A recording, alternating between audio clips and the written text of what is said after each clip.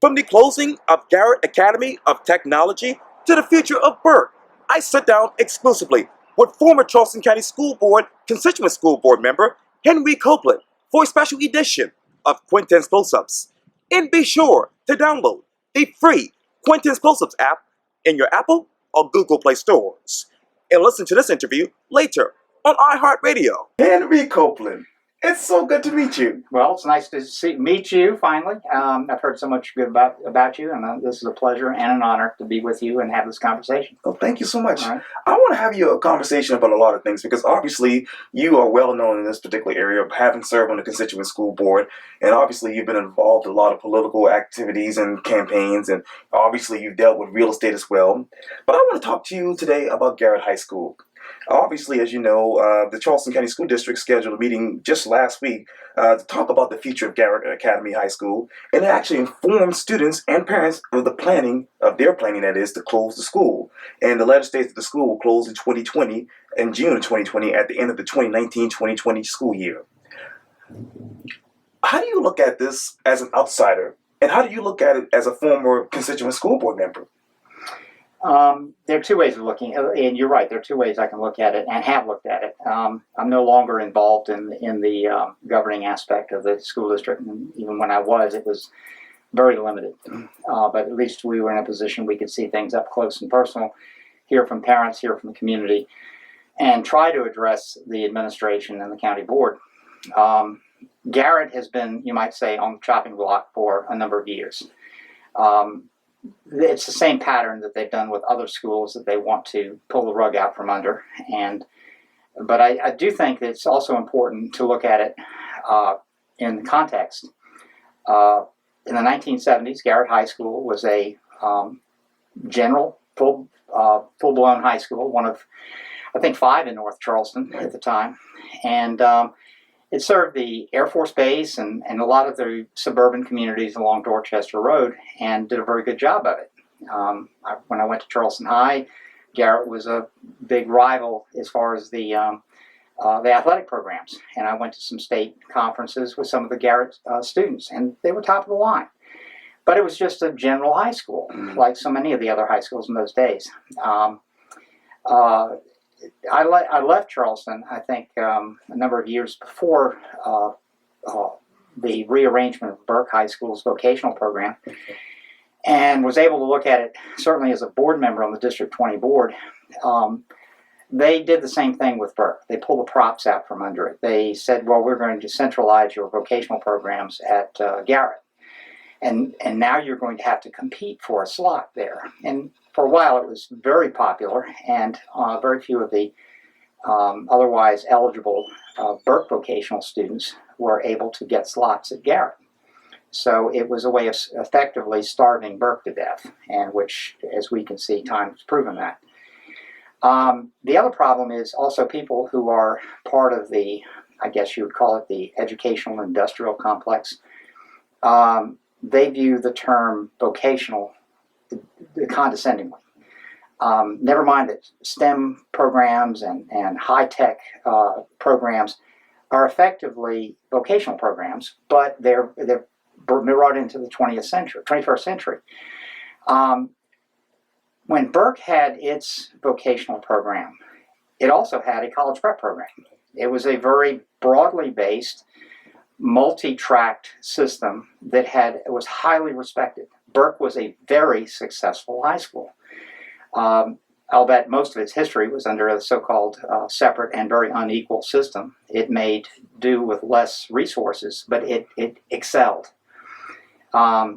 Many of my contemporaries who did go to Burke, and I should say their older brothers and sisters went to Burke, and some of their younger brothers and sisters went to Charleston High with me. I was exposed to the variety of programs that were there, and I was somewhat envious that Charleston High did not have some shop programs, simply because it would have helped round out my education, I thought. Certainly mechanical drawing and a carpentry course would certainly make geometry much better understood. But I think, it's this kind of tunnel vision that the administration or administrations have had in those who make these decisions at the top. They do not understand what's needed at the community level. Now, I know that they have these centralized, advanced programs that are being created, one in North Charleston. They already have something of that sort at Wando, and they're supposed to create another one in West Ashland. Right. But many of these are pipe dreams. I mean, in the sense they build the structure, but they don't fund the programs inside of them. The one in Mount Pleasant it's a state-of-the-art building, and they do have a variety of highly technical programs that are being taught at Wando, but nobody else in Charleston County has access to them. In the meantime, West Ashley and North Charleston have been promised this, and I've heard these promises going back as far as 10 years, but most kids are in high school for 4 years. Right. And as one rather astute educator, parent, and former chairman of the District 20 board said, "Don't tell me about your 5-year program when my child is a junior in high school. It doesn't do my child or me any good. Tell me what you're going to do right now." They've pretty much told the students that are at Garrett this next year, right, "You're wasting your time. We are not committed to you because we're going to close the school a year after that." So no wonder they have declining enrollment. It's now accelerated to the point, and that the school, it almost raises the question of why go through the motions of maintaining the school for the next school year when your intentions have already been to starve the school. And so I think that the county board has demonstrated time and time again a lack of leadership. I think the people who occupy the superintendent's office do not understand the community, and they have their own agendas, and they're really not listening. And I think the best example of it is the elected representatives and trustees of the various constituent district boards in Charleston County are closest to the people, are closest to the communities, and they hear things that 75 Calhoun Street either doesn't hear or doesn't want to hear. None of the decisions that have been made have included people who have been the elected representatives of these constituent districts, North Charleston, West Ashley, or anywhere. Certainly not downtown when I was on the District 20 board. But they have refused to recognize the constituent board representatives as an asset. They've just skipped over them and ignored them. And you and I were talking about it earlier. They now have put forward they've shown their hand in terms of things like closing Garrett, but there's no real understanding of what's going to be placed across from North Charleston High School. A large building, a very expensive building, one that's already been agreed to be funded. But how are those programs going to meet the needs of the students of the community? And what kind of input does the community have in determining what kinds of programs there are going to be? And I know the superintendent will bring out, we have these community engagement committees, but she doesn't mention the fact that none of those committees really have any representatives from the constituent boards of those areas. People have been tapped to be on them selected out of the blue. One person recently told me he didn't know anything about it till he got an email. When he showed up, about 7 or 8 people were there, and there were an equal number of people who were not able to make it because of conflicts. And then they were handed a list of priorities or agenda items that they were supposed to prioritize, but they were not allowed to add anything to the list, which says that the hand of 75 Calhoun Street is manipulating exactly how these things are going to be talked about. And even if you rearrange them as 1 through 10, that doesn't mean that the number 1 priority is really going to be their priority. But there will not be an 11th or an additional one added to it. That's the way CCSD has oftentimes conducted these things. Let me go way back, because obviously you talked about the CSCS and how the school district, as you mentioned, it's using it as a pipe dream, but they're not funding it. If they were to fund those programs with the CAS, How much would that cost the school district? I really don't know, but I do know one thing. They talk about partnerships, Oh, yeah. but then never follow through with them.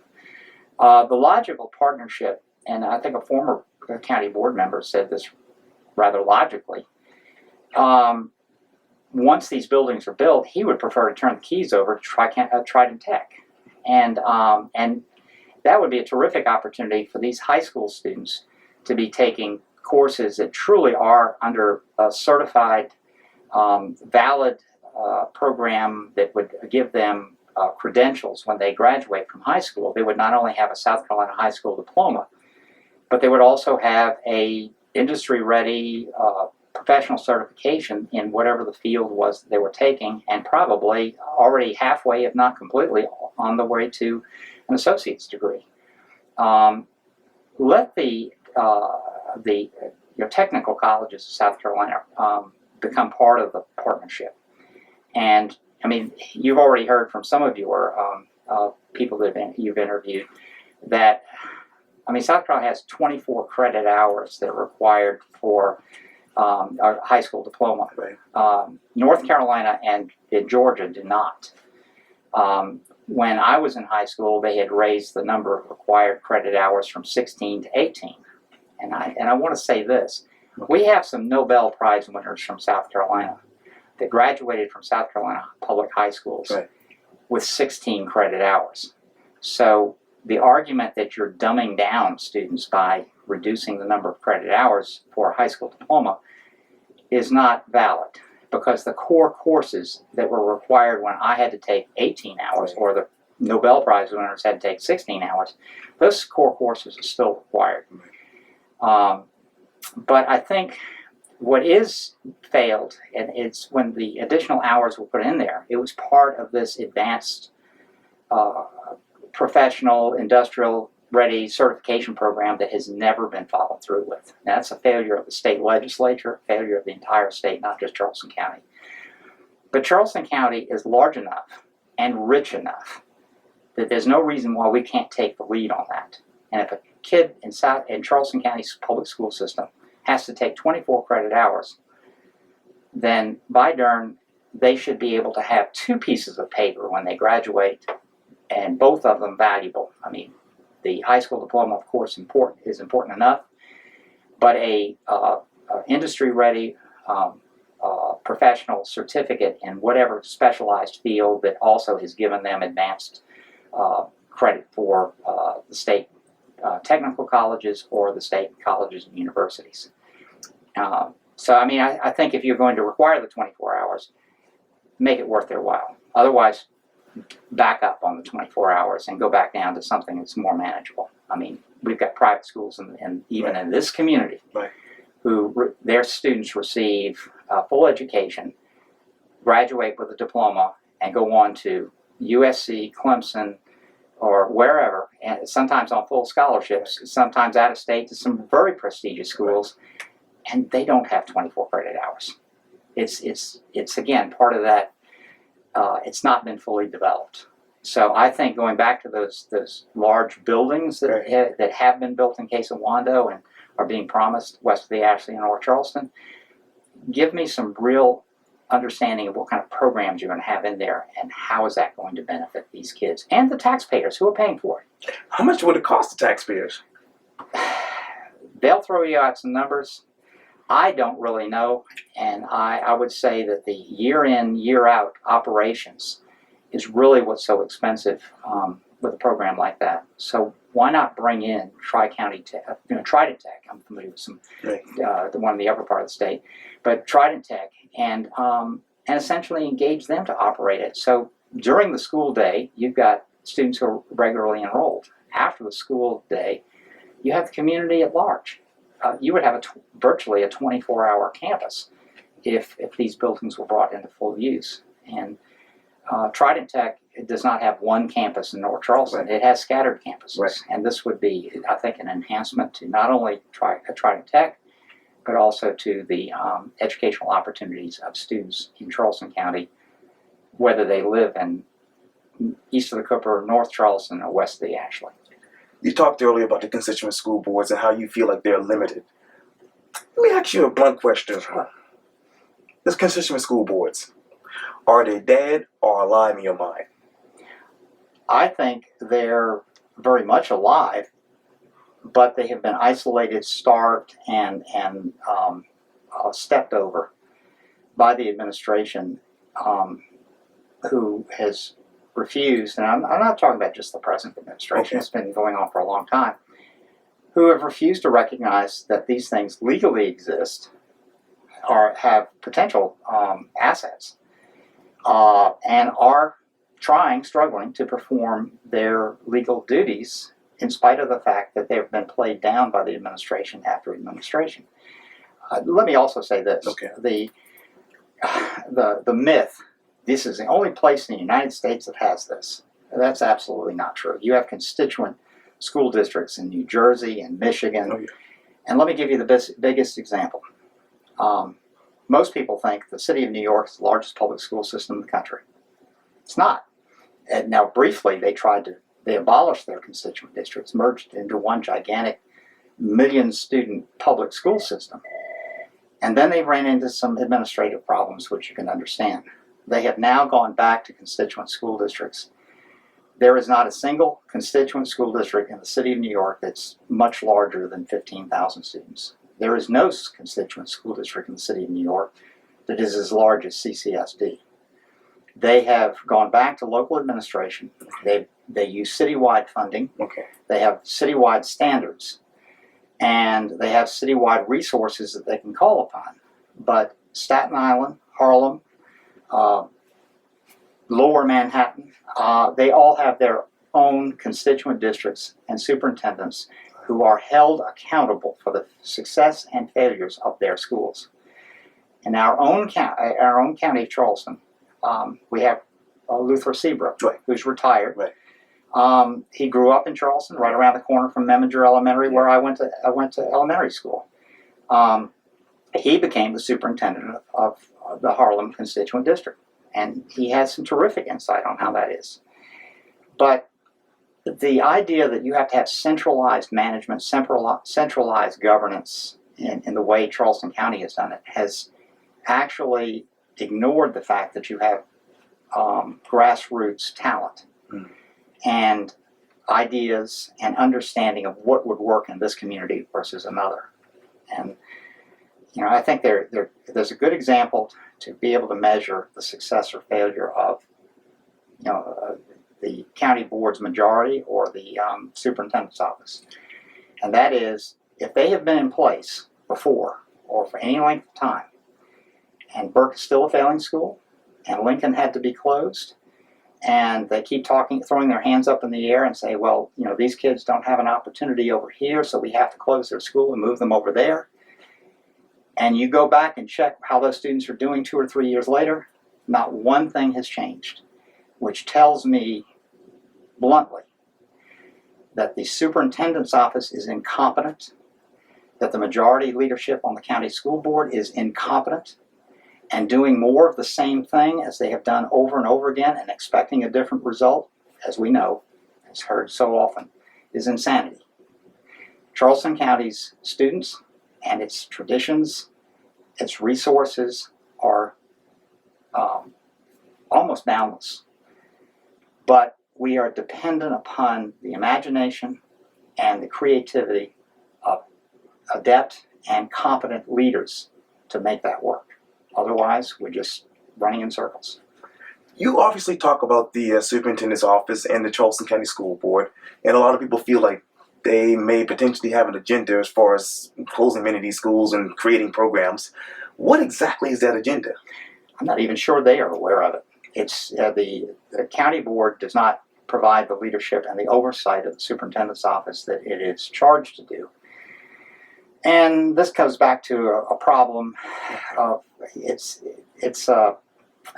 Chamber of Commerce, for example, is handpicked Right. who's on the county school board. And if you don't like the way the schools are running now, or if you don't like the way the schools have been run over the last 20 years, then look at who has been choosing the school board members, and that's the Chamber of Commerce, who have paid employees who don't even live in Charleston County, who do not send their children to Charleston County schools. But they've got this idea that if their people are on the board, then what their needs will be met.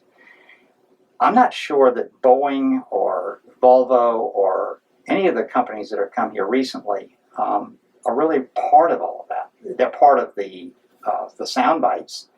They're part of the window dressing. But in terms of anything that is substantially designed to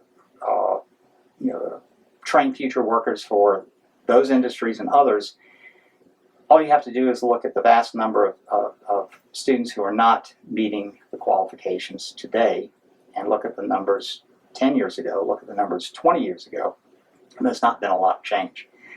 We've rearranged the deck chairs on the deck chairs on the Titanic in some people's descriptions, but you also see where, and I'll go back to Lincoln. Okay. Lincoln is a good example. You deprive the school of teachers when their good teachers retired. They were not replaced by teachers who were of equal caliber.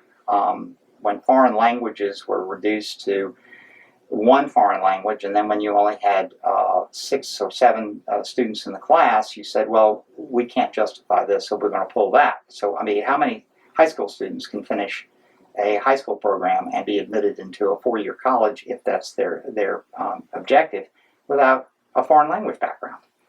And even if it's just 2 years, we saw that even at Burke. So I think, you set these schools up for failure, and then you turn around and say, well, we're going to give them every opportunity by moving them to Wando, and then put them on a 45-minute in one direction bus ride, and that's on a good day.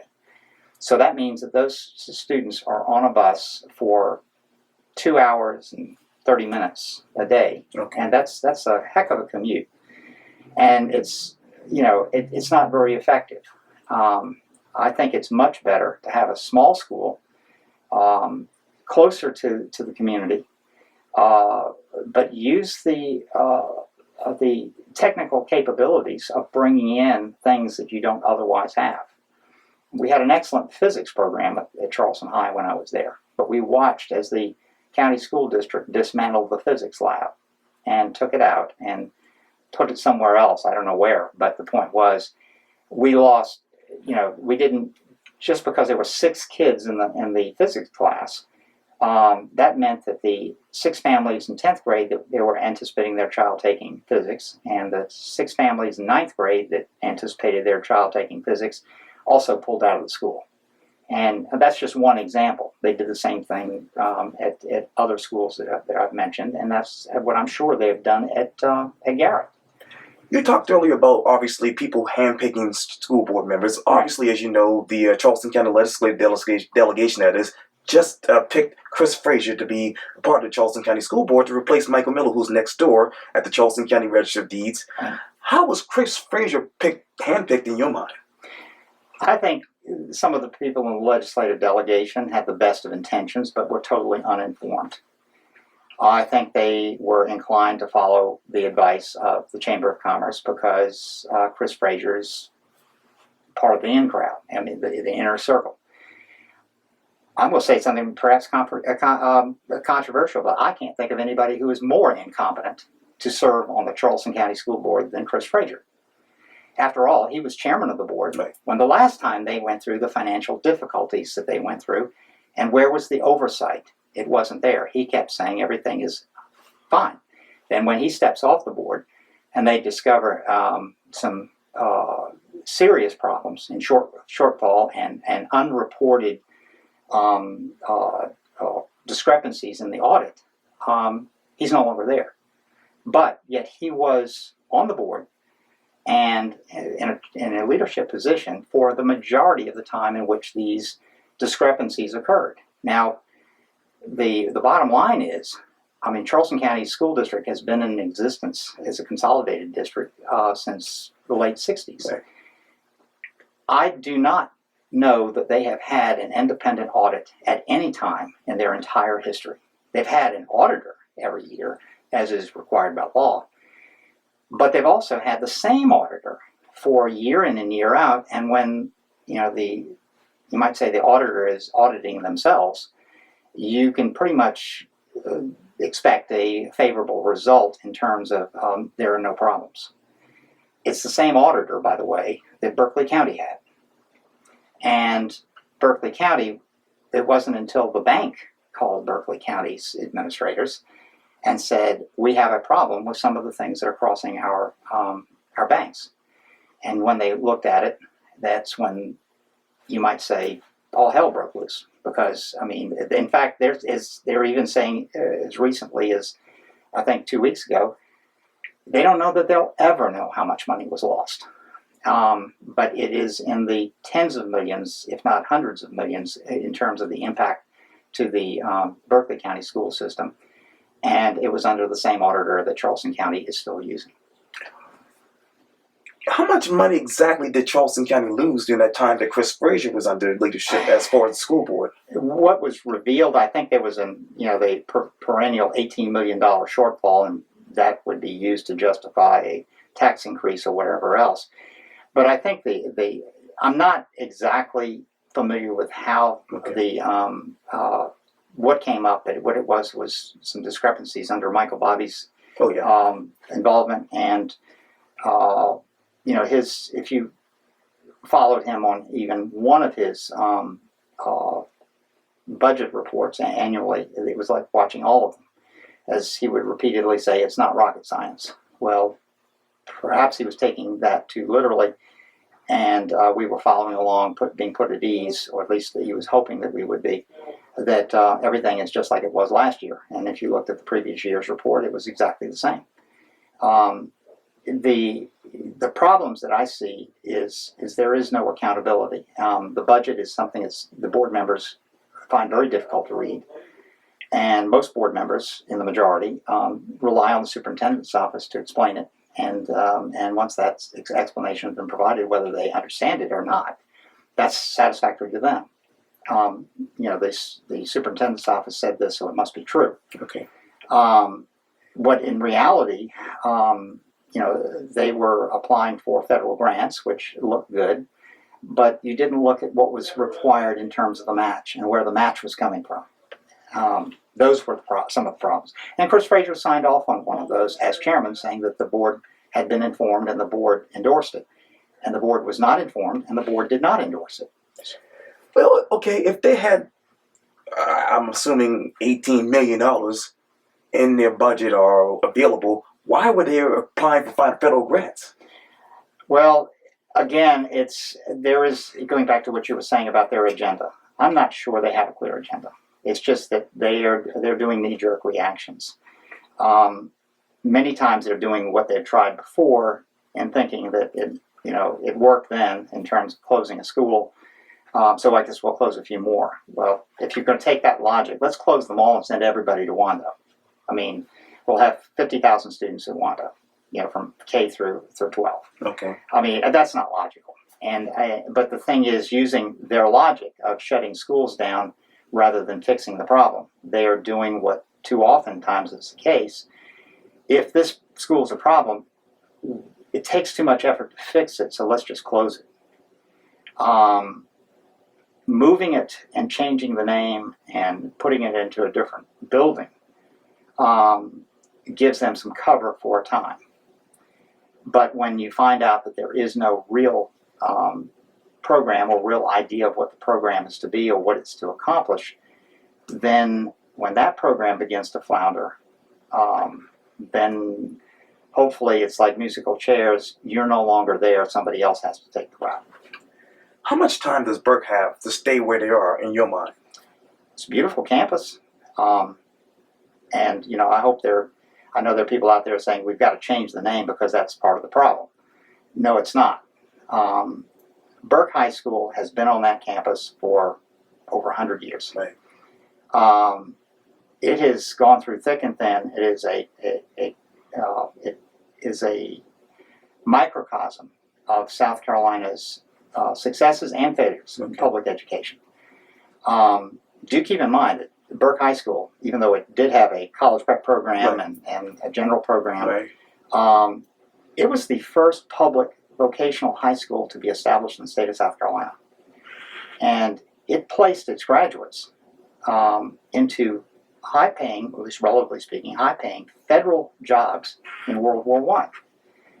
And jobs that, because the federal government was offering it based on who was prepared and didn't offer jobs to people who were not prepared, there were a lot of white applicants for those jobs at the Charleston Navy base during World War I that didn't qualify. But yet, these black applicants who had their high school certificates from Burke, Right. on those days it was Charleston Negro Industrial Institute, or not quite sure exactly how the name was. The name Burke wasn't applied until later, to recognize one of the educators who helped establish it. But the success of it is more than one of the reasons why we have an obligation to make it a success again. It is a downtown high school. Right.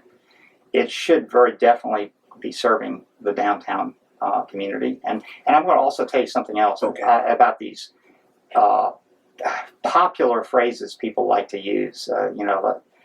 It's not about the zip code you live in. Well, there have been times when 29401, which is what I grew up in, and 29403, which is uptown, all went to my high school, and we never thought about zip codes except when we had to write down our addresses for things.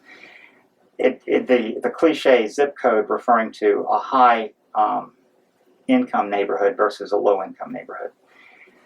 Charleston has, throughout much of its history, has had probably one of the most diverse populations of any city in the United States. I think there are only three until recently. There were only three cities that fell into that category, and Charleston was always one of them.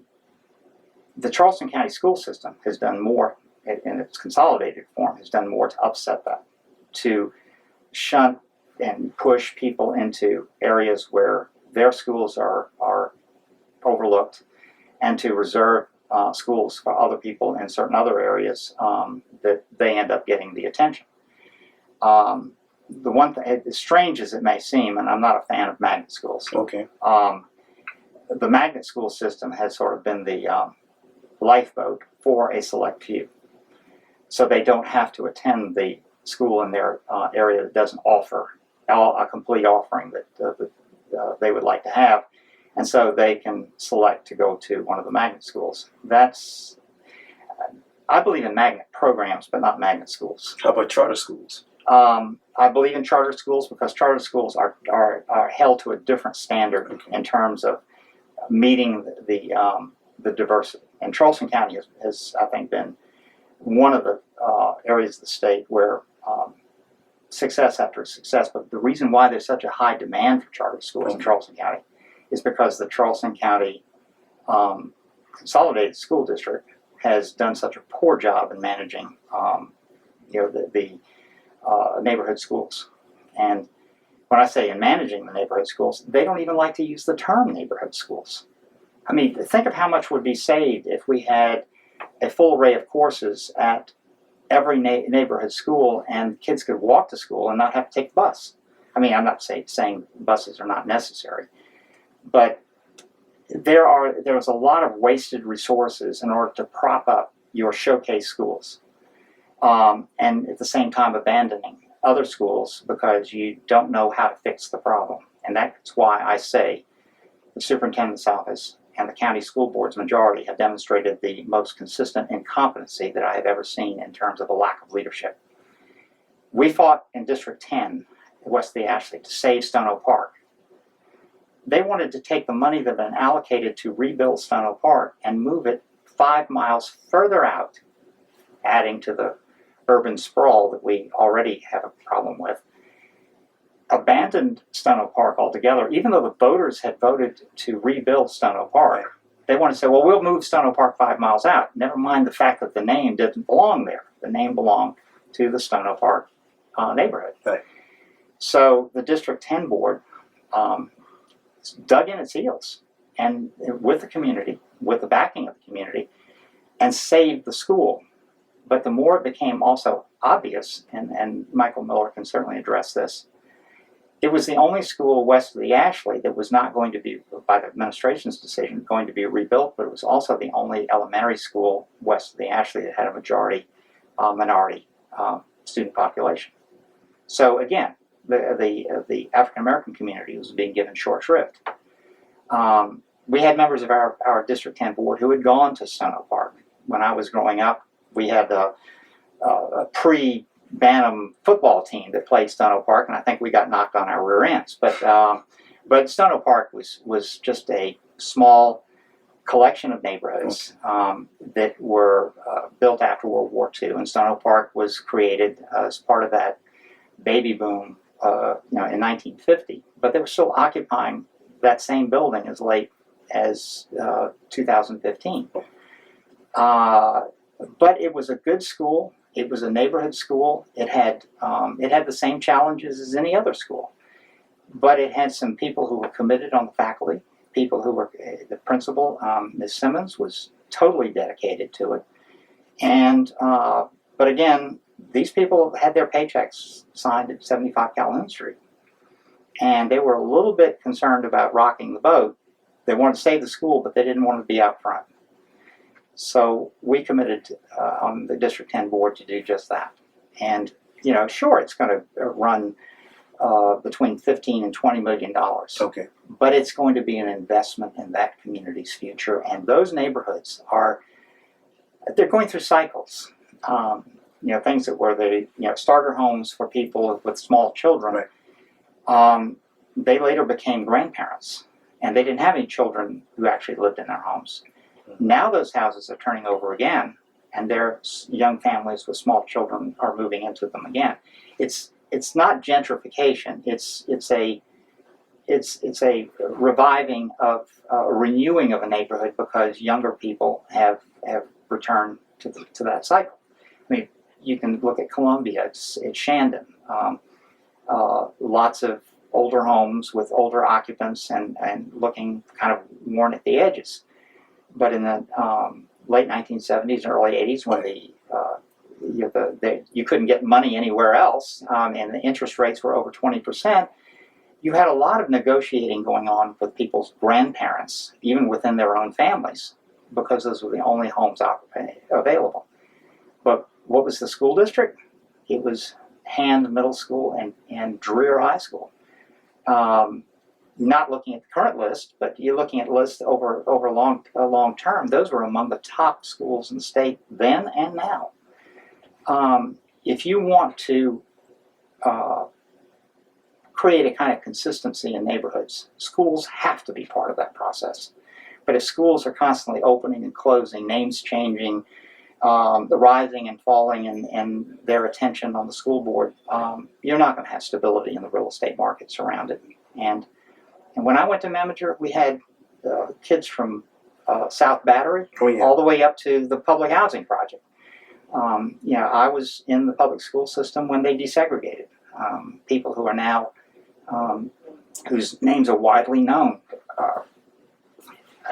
The civil rights movement, their immediate families were in my classes.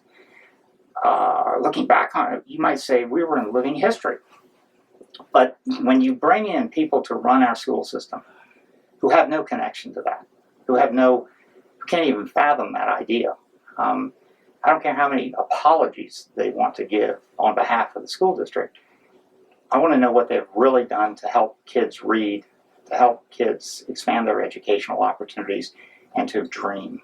They're not doing anything. It's all, again, as I said, window dressing. But there's one thing that's also important in this. You have to ask some fundamental questions. Ask the people who are making the decisions, can every child learn? And we have had high-level administrators, both black and white. We've had members of the county board, including at least 2 recent chairmen, that have said in casual conversations that they understand that there are some children who just can't learn. I can't think of a more horrific statement to be made by a person who's in charge of the public school system. every child can learn. They may learn at a different pace. They may have different interests, and they may rise only to a certain level. But the point is, it is our obligation to give every child an opportunity, an equal opportunity, and then in the end, we should not just be testing them as we over-test these students. But I'd like to do a follow-up. 5 years after a student finishes a Charleston County school system, graduates or moves on to the next one, I'd like to know how happy they are. I'd like to know how satisfied they are and how they feel about the education they received. That's the only real report card that I think Charleston County School District can use. Henry Copeland, thank you so much for your time. I really, really appreciate this. Well, Quintin, thank you very much. I thoroughly enjoyed it. I look forward to seeing you again. Likewise. All right. Thank you. All right.